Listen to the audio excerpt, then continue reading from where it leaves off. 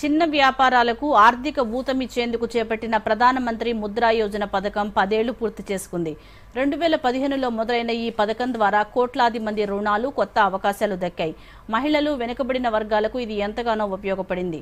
PM Mudra Yojana 10 ఏళ్లు పూర్తి చేసుకున్న నేపథ్యంలో ప్రధానమంత్రి నరేంద్ర మోదీ ముద్రా యోజన లబ్ధిదారులతో సంభాషించారు.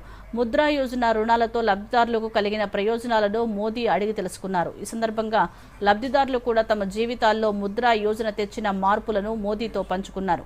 ఈ సందర్భంగా ముద్రా రుణాల ద్వారా తాను ఎదిగిన తీరును ఆంధ్రప్రదేశ్కు చెందిన ఓ మహిళ ప్రధానమంత్రి నరేంద్ర మోదీకి వివరించారు.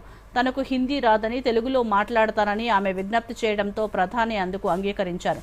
దాంతో ఆమె తన నేపథ్యాన్ని వివరించారు.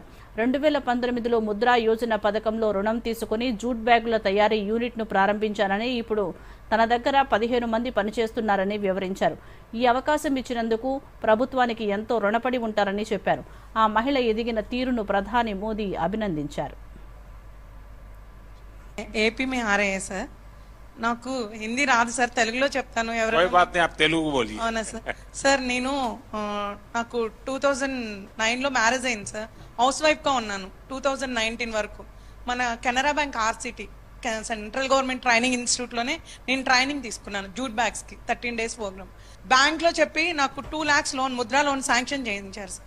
అప్పుడు నేను 2019 నవంబర్లో నా బిజినెస్ స్టార్ట్ చేశాను. కెనరా బ్యాంక్ వాళ్ళు నన్ను నమ్మి నాకు లోన్ ఇచ్చారు సార్ 2 lakhs. ఏమీ షూరిటీ లేదు, ఎవరు నాకు సపోర్ట్ చేయలేదు.